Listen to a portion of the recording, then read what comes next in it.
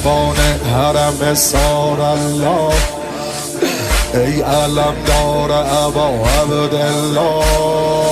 بسم الله دور محمل قدم بزن، یا ابوالفضل علم بزن.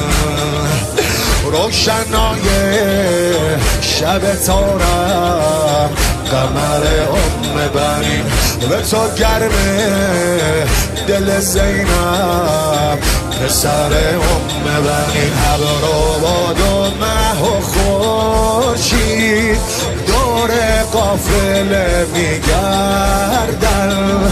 ابر و باد و مه و خورشید دور قافله میگردن.